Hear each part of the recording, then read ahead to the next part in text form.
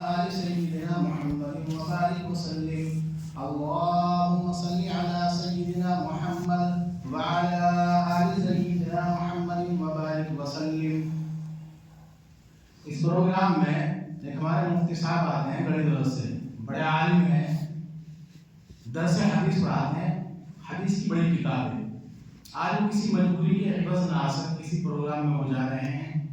الحمدللہ وہ ہر پروگرام میں شریک ہوتے ہیں، لیکن آج کوئی عذر ان کو پیش آ گیا تو اس وجہ سے وہ آ نہ سکے، نہیں تو ان کا اہم بیان وہی کا ہوتا ہے. خیر بہرحال دین اسلام جو ہے مکمل ضابطۂ حیات کا نام ہے. افراط و تفریط سے ہٹ کر اللہ تبارک و تعالیٰ نے دین اسلام کے اندر ایک خیر رکھی ہے. نبی علیہ الصلوۃ والسلام نے ارشاد فرمایا خیر الامور اوساطها، کہ میانہ روی ایک بہترین حکمت عملی ہے.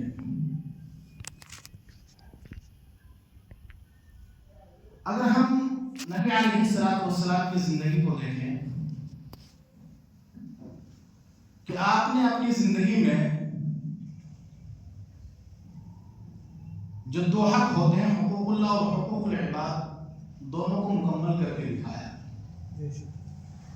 آپ کی معاشرتی سماجی زندگی بھی دیکھ لیجیے اور آپ کی دینی زندگی بھی دیکھ لیجیے.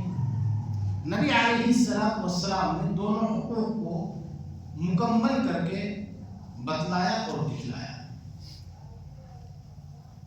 لیکن آج کے دور میں دیکھا جاتا ہے کہ بہت سے لوگ ہوتے ہیں جو عبادت پر تو بہت توجہ دیتے ہیں، نماز روزوں پر خوب دھیان دیتے ہیں، لیکن زبان سے کسی کی برائی کر دیتے ہیں، کسی کی غیبت کر دیتے ہیں، کسی کو برا بھلا کہہ دیتے ہیں، کسی کو تکلیف پہنچا دیتے ہیں. ایک دوسرا شخص ہے کہ نماز روزہ تو وہ نہیں پڑھتا، لیکن وہ خوش اخلاقی کے بڑے نعرے لگاتا ہے کہ آدمی کو ایسا ہونا چاہیے اور ایسے کرنا چاہیے. اب دین کی نظر میں، شریعت کی نظر میں یہ شخص بھی مریض اور وہ پہلے والے حاجی اور نمازی صاحب بھی مریض. کیوں؟ اس لیے کہ ایک نے حقوق اللہ کا خیال نہ کیا اور دوسرے نے حقوق العباد کا خیال نہ کیا. تو یہ دونوں کے دونوں شخص اسلام کی نظر میں دونوں کے دونوں مریض ہیں. عبداللہ بن انیس رحمۃ اللہ علیہ فرماتے ہیں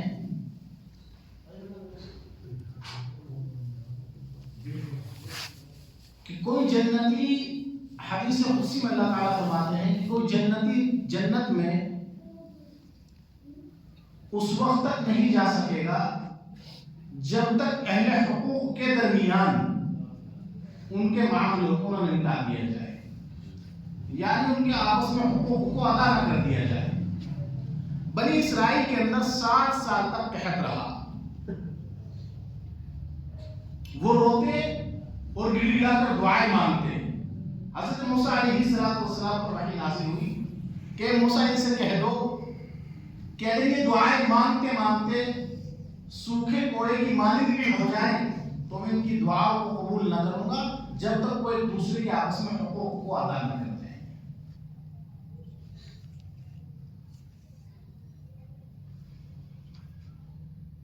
باورچی خانے کے اندر برتن دھوتے ہوئے برتن آپس میں ایک دوسرے سے ٹکرا سکتے ہیں، ممکن ہے. بہترین ماہر تجربے کا ڈرائیور ہو، ان دونوں کی گاڑیوں کا ایکسیڈنٹ ہو سکتا ہے، ممکن ہے. لیکن ہونا یہ چاہیے کہ آپس میں عفو درگزر کا معاملہ کیا جائے، ایک دوسرے کو معاف کر دیا جائے. یہ صفت اللہ تعالیٰ کو بہت زیادہ پسند ہے. دلوں کے اندر رنجش نہ پال لیا کریں. سینہ بے کینہ ہونا چاہیے. سینہ بے کینہ کا مطلب یہی ہے کہ انسان کے سینے کے اندر کوئی رنجش باقی نہ رہے، انسان دوسروں کو معاف فرما دیا کرے. یہ مثال اللہ کے نبی صلی اللہ علیہ وسلم کی بہت ساری ایسی مثالیں ہیں، اور امت کے اولیاء اللہ نے اور بزرگوں نے بھی اس طرح کے بہت سارے واقعات ان کے رونما ہوئے ہیں. ایسی مثالیں پیش کر کے دکھلائی ہیں. ایک بزرگ سفر حج پر تھے، حج کے سفر پر تھے، تو اپنے روم سے نماز کے لیے جا رہے تھے۔ سامان سفر جو توشہ سامان رقم جو تھی ان کے پاس ایک تھیلے میں تھی، راستے سے جا رہے تھے، چور اچک آیا اور چھین کر کے بھاگ گیا۔ وہ بیچارے سیدھے اپنے نماز پڑھنے چلے گئے۔ بڑے اللہ والے تھے ایک انسان پہ، وہ چور کچھ دور جانے کے بعد اندھا ہو گیا، اس کی آنکھوں کی بینائی زائل ہو گئی۔ وہ ہائے ہلا کرنے لگا، چلانے لگا کہ میں نے فلاں جگہ سے ایک شخص کا یہ تھیلا چھینا ہے، اور مجھے یہ معلوم ہوتا ہے کہ بہت اللہ والے ہیں، وہ اللہ کے مقرب بندے معلوم ہوتے ہیں، لہٰذا میں اندھا ہو گیا ہوں، میں نابینا ہو گیا ہوں، اے لوگوں مجھے پکڑ کر ان کے پاس لے چلو۔ اب چنانچہ اس نابینا نے بتلایا، اس چور نے بتلایا، لوگوں نے اس سے پوچھا کہ تم نے یہ تھیلا کہاں سے چھینا، کیونکہ وہ اندھا ہو گیا تھا۔ اس نے بتلایا کہ فلاں دکان ہے، ایک حجام کی دکان ہے، نائی کی دکان ہے، وہاں سے میں نے یہ تھیلا ان بزرگوں سے چھینا تھا۔ چنانچہ چند لوگ اس چور کو اس حجام کی دکان پر، نائی کی دکان پر لے کر کے آئے اور اس سے پوچھا کہ تم فلاں شخص کو جانتے ہو کہ جی، جس کا ابھی اس شخص نے تھیلا چھینا؟ اس نے کہا کہ میں جانتا تو نہیں، البتہ یوں محسوس ہوتا ہے کہ ان دن سے میں محسوس کر رہا ہوں کہ وہ نمازوں کے لیے آتے جاتے رہتے ہیں، اگلی نماز کے لیے آئے گی تو میں بتلا دوں کہ یہ وہ شخص ہے۔ اب چنانچہ ابھی نماز کا وقت آیا، وہ چور وہی بیٹھا رہا، چند لوگ اس کے پاس رہے، وہ بزرگ پھر نماز کے لیے تشریف لائے۔ جیسے وہ آئے، لوگوں نے چور کو ان کے سامنے کر دیا، چور ان کے قدموں میں گر گرا کر رو کر معافی مانگنے لگا، کہنے لگا اللہ کے مقرب بندے مجھے معاف فرما دیجیے، مجھ سے بہت بڑی غلطی ہو گئی، میری آنکھوں کی بینائی زائل ہو گئی، میں کسی کام کا نہیں رہا، میری زندگی خراب ہو گئی، لہذا اللہ کے واسطے مجھے معاف فرما دیجیے تاکہ میری آنکھوں کی بینائی واپس آ جائے۔ اب جب وہ گڑ گڑا کر معافی مانگنے لگا تو ان اللہ والوں نے کہا کہ میں نے تو تجھے اسی وقت معاف فرما دیا تھا جس وقت تم میرے ہاتھ سے تھیلا چھین کر کے بھاگا تھا۔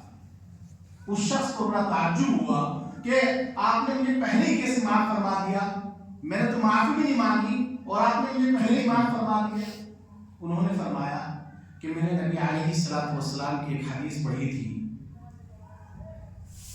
کہ اللہ کے حبیب صلی اللہ علیہ وسلم نے ارشاد فرمایا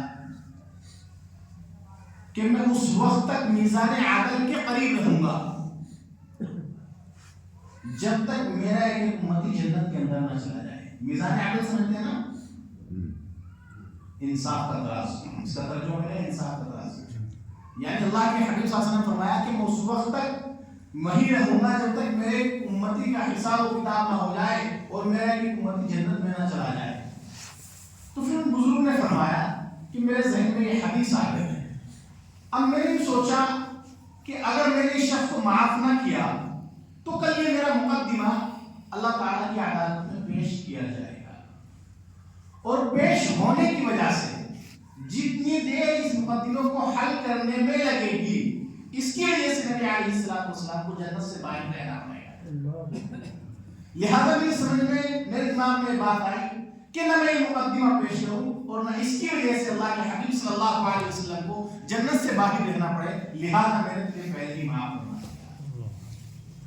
یہ ہمارے بزرگان دین کے واقعات ہیں۔ اگر کوئی بھلائی کرے ہمارے ساتھ تو اس کا شکریہ ادا کریں۔ من لم یشکر الناس، من لم یشکر الناس، جو اللہ کا شکر ادا نہیں کرتا اور لوگوں کا بھی شکر ادا نہیں کرتا۔ آج پوری زندگی ہو جاتی ہے اللہ کی نعمتیں کھاتے کھاتے لیکن اللہ کا شکر ادا نہیں کرتے ہیں، دانت گھس جاتے ہیں اللہ کا شکر ادا نہیں کرتے۔ ہمیں تو اللہ نے اتنی نعمتیں دی ہیں، وَإِن تَعُدُّوا نِعْمَتَ اللَّهِ لَا تُحْصُوهَا، کہ اگر اللہ کی نعمتوں کو ہم شمار کرنا چاہیں تو نہیں کر سکتے۔ بدن کا صحیح سالم ہونا یہ اللہ کی بہت بڑی نعمت ہے۔ بدن کا صحیح سالم ہونا اللہ تعالیٰ کی بہت بڑی نعمت ہے، صحت مند ہونا اللہ کی بہت بڑی نعمت ہے، تو ہمیں ہر حال میں اللہ کا شکر ادا کرنا چاہیے۔ تو محترم جماعت، ہمیں چاہیے کہ ہم دوسروں کو معاف فرما دیا کریں۔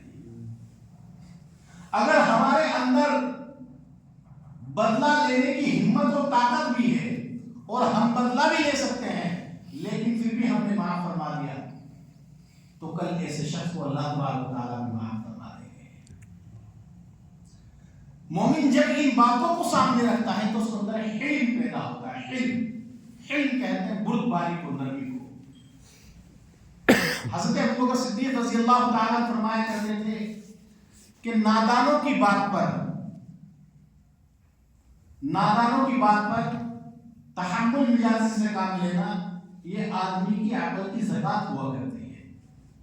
یعنی کسی نے آپ کی شان میں کوئی غلطی کی، آپ نے معاف کروا دیا تو یہ آپ کی عقل کی زکات ہے، تو ہمیں معاف کر دینا چاہیے۔ یہ بہت زیادہ ہمارے لیے فائدہ مند اور سود مند اور نفع باعث ہے۔ نبی علیہ السلام کی یہی اخلاق ہے، نبی علیہ السلام کی یہی سیرت ہے۔ لقد كان لكم في رسول الله اسوة حسنة، اللہ کے رسول صلی اللہ علیہ وسلم کی جو ذات ہے ہمارے لیے نمونہ ہے۔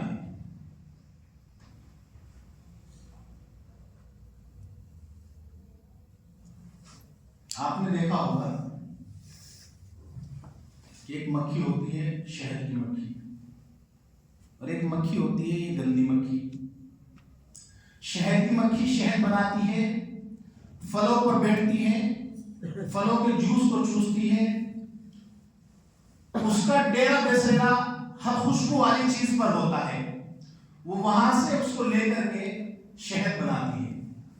ایک گندی مکھی ہوتی ہے، اس کی سوچ بھی گندی، اس کا اٹھنا بیٹھنا بھی گندا، کہ جہاں بھی بیٹھے گی وہ خوبصورت بدن کو چھوڑ کر اس جگہ پر بیٹھے گی جہاں بدن پر زخم یا پیٹ ہو گئی۔ تو ایسے انسان بھی سماج کے اندر دو طرح کے ہوتے ہیں، ایک شہد کی مکھی کی مانند ہوتے ہیں، ایک گندی مکھی کی مانند ہوتے ہیں۔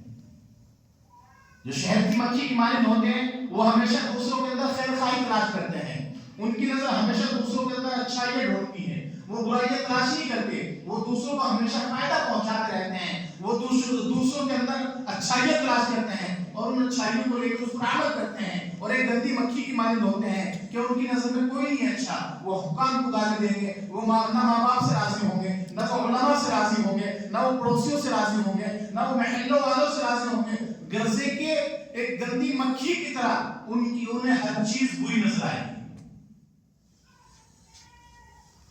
آپ نے دیکھا ہوگا کوئلہ ہوتا ہے نا، کوئلہ ٹھنڈا ہوتا ہے، اگر اسے ہاتھوں میں اٹھا لے تو ہاتھوں کو کالا کرتا ہے، اور اگر جلا ہوا ہے تو بدن کو جلا دیتا ہے۔ تو اسی طرح یہ کمینہ آدمی، اس کی نہ دوستی اچھی نہ دشمنی اچھی، جو سماج میں اس طرح کا ہوتا ہے۔ حالانکہ محنت کرنا، اس کو سمجھانا ہماری ذمہ داری ہے، لیکن اس کی صحبت سے بچنا بھی ضروری ہے، اس کی صحبت سے بچنا بہت ضروری ہے۔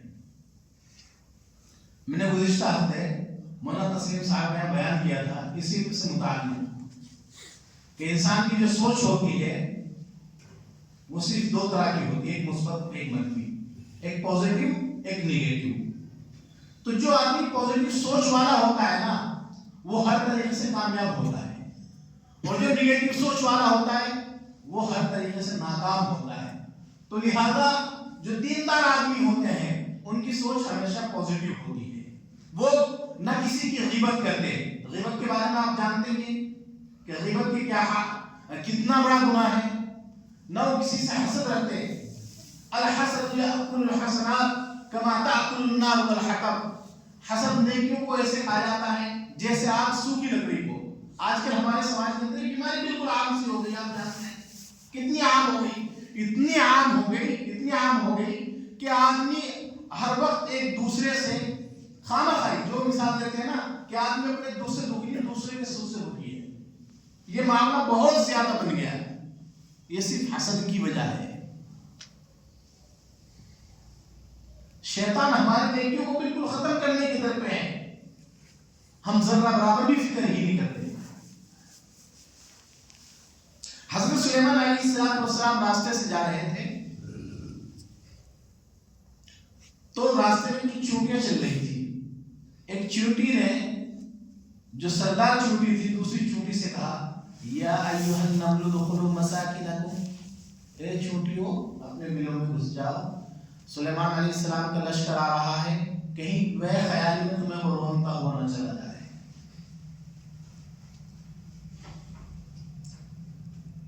بے خیالی میں تمہیں رونتا ہوا نہ چلا جائے۔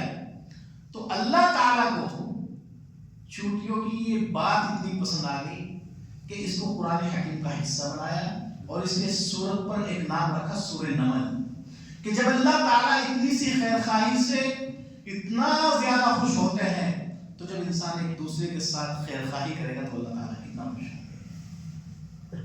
تو ہمیں چاہیے کہ ہم خیر خواہی کیا کریں۔ الدین النصیحہ، دین سارا کا سارا خیر خواہی ہے، تو ہمیں دین پر چلنا چاہیے۔ نبی علیہ السلام کی پوری زندگی خیر خواہی ہے، آپ کی حدیث، آپ کے اقوال، آپ کے افعال اور پورا کا پورا قرآن ہمارے لیے خیر خواہی ہے، تو ہم خیر خواہ بننے کی کوشش کریں۔ ایک صحابی آئے، عرض کیا یا رسول اللہ میں چاہتا ہوں کہ سماج میں سب سے اچھا بن جاؤں۔ آپ نے فرمایا خیر الناس من ينفع الناس، لوگوں کو فائدہ پہنچانے والے بن جاؤ، سب سے اچھے بن جاؤ گے۔ تو ہمیں چاہیے کہ ہم دوسروں کو فائدہ پہنچایا کریں، دوسروں کو نقصان نہ پہنچایا کریں۔ ایک بزرگ نے فرمایا کہ ہر انسان کے اندر تین چیزیں ہونی چاہیے، ہر مسلمان کے اندر، کہ آپ اگر کسی کی تعریف نہ کریں تو بد تعریفی بھی نہ کیا کریں، اگر آپ کسی کو فائدہ نہیں پہنچا سکتے تو آپ نقصان بھی نہ پہنچایا کریں، اگر آپ کسی کو خوشی نہیں دے سکتے تو کسی کو غم بھی نہ پہنچایا کریں۔ لیکن ہمارے حالات بالکل اس کا الٹ ہیں، ہم نے کسی کو خوشی تو کیا دینی، ہر وقت غم پہنچانے کی در پہ لگے رہتے ہیں، چاہتے ہیں کہ اس کو کسی نہ کسی طریقے سے نقصان پہنچایا جائے، اس کا ناش ہو جائے بالکل۔ اس میں میرے لطیفہ یاد آ گیا، کوئی ایسی بات تو نہیں ہے لیکن لطیفہ ہے، میں آپ کو سنا دوں، بات ذہن میں آ گئی، کوئی ویسی بات نہیں، صرف لطیفہ ہے، شاید اس سے بات سمجھ میں آ جائے گا ہمارے حالات کیا ہے۔ ایک بنینے کی دکان کی، پرچون کی، تو بنینے جس سائڈ دکان کی اس سائڈ آبادی نہیں تھی، آبادی دوسری سائڈ تھی، تو بستی والوں کو روڈ پار کر کے سامان لینے کے لیے جانا پڑتا تھا، تو اس میں تکلیف ہوتی تھی ان کو، لیکن بنیے کی دکان بڑی اچھی پیمانے پر چل رہی تھی، اس کے بڑے مزے آ رہے تھے کہ اگر اسی طریقے سے چلتی رہی تو میں تو چند دنوں میں لکھ پتی بن جاؤں گا۔ چنانچہ جس سائڈ بستی تھی اس سائڈ میں ایک دوسرے بنی نے دکان کھول لی۔ اب جب دوسرے بنی نے دکان کھولی تو جس بستی والوں نے ادھر جانا بالکل بند کر دیا۔ اب پہلے والا بنیا دوسرے والے بنیا سے حسد کرنے لگا، بہت زیادہ جلنے لگا، کہنے لگا اس نے دکان کھول لی، میرا کام بالکل ٹھپ ہو گیا، اب میرے پاس کوئی گراہک بھی نہیں آتا۔ تو لہذا اس نے کیا کام کیا، کبھی کسی مولوی کو، کبھی کسی پنڈت کو، ہر کسی کو پکڑنا شروع کر دیا کہ مجھے کوئی وظیفہ، کوئی تنتر منتر بتلا دو جس سے میرا کام بڑھے تیزی سے چل پڑے۔ چنانچہ ایک دن اس کے ہاتھ ایک پنڈت لگ گیا۔ اب پنڈت لگنے کے بعد اس نے اس کو وظیفہ بتلا دیا اور کہ تم اس کو پڑھنا 40 دن تک، 40 دن تک جب اس وظیفے کو پڑھو گے تو اس میں جو ہے یہ نام لینا مناسب نہیں لیکن میں لے لیتا ہوں اس کا، ویسے لطیفے کے اندر ہے کہ بھگوان آ جائیں گے ان کے عقیدے کے مطابق، کہ بھگوان آ جائیں گے اور ان سے سب کچھ مانگ لینا۔ لہذا اس نے 40 دن تک وظیفہ پڑھا، وظیفہ پڑھنے کے بعد ایک کمرے کے اندر بیٹھا، اس کمرے کو خوشبو وغیرہ لگایا، دھونی وغیرہ کی، اور بھگوان آ گئے۔ آنے کے بعد اس سے کہا بول کیا مانگتا ہے؟ کہنے لگا کہ میں چاہوں گا اس کا میرا کام چلتا ہے، اس کا ناس ہو جائے۔ بھگوان نے کہا کہ تیری سوچ سے بالکل واقف ہے، تو جو بھی کچھ مانگ لے میری ایک شرط ہے، جو تو مانگے گا اس والے بنیے کو ڈبل دوں گا۔ سامنے والے بنیے کو وظیفہ جس نے پڑھا تھا اس بنیے سے کہا کہ جو تو مانگے گا اس کا میں سامنے والے کو ڈبل دوں گا۔ اب بنیا غور و فکر کرتا رہا، بڑا چالاک ہوتا ہے بنیا، سوچ سمجھ کر سوچتا رہا کہ اگر میں 8 لاکھ مانگے تو 16 لاکھ اس کو ملیں گے، 2 لاکھ مانگے تو 4 لاکھ اس کو ملیں گے، یار وظیفہ میں نے پڑھا، محنت میں نے کی، مال وہ لے جائے، یہ تو بڑا معاملہ الٹا ہو گیا۔ اب اس نے اپنا سارا حساب کتاب نکالنے کے بعد کہا کہ بھگوان آپ ایک کام کرو، میری ایک آنکھ پھوڑ دو، اس کی 2 لوگ پھوٹ جائیں گے، میرا کام چل جائے گا، اس کے پیسے نہیں مانگے پھر اس نے، اسے تو سب کام کروانا تھا، بات کہاں کی آنکھ پھوڑنے. تو یہ حسد اتنی بری چیز ہے. اللہ ہم سب کی حفاظت فرمائے. اللہ تو حضرات محترم، آج معافی مانگ لینی آسان ہے، دوسرے کے پیر پکڑ لینے آسان ہے، حقوق ادا کر لینا آسان ہے، لیکن جب کل قیامت کا دن ہوگا، اللہ کی عدالت قائم ہوگی، وَلَا تَزِرُ وَازِرَةٌ وِزْرَ أُخْرَىٰ، کوئی کسی کا بوجھ نہیں اٹھائے گا، نفسا نفسی کا عالم ہوگا. اگر ہمارے یہ معاملات اللہ تعالیٰ کی عدالت میں پیش ہو گئے تو جان چھڑانی مشکل ہو جائے گی. تو لہذا آج ہم نے جو کوتاہیاں کی ہیں، زبان سے کی ہیں، ہاتھ سے تکلیفیں پہنچائی ہیں کسی کو، کسی کا حق مارا ہے، تو ہمیں چاہیے کہ اس کو ادا کرنے کی کوشش کریں، ان معافیوں کو مانگ لیں. نہیں تو کل پھر وہی حدیث جس کے بارے میں اللہ کے حبیب صلی اللہ علیہ وسلم نے صحابہ سے کہا، اے صحابہ تم جانتے ہو کہ غریب کون ہے؟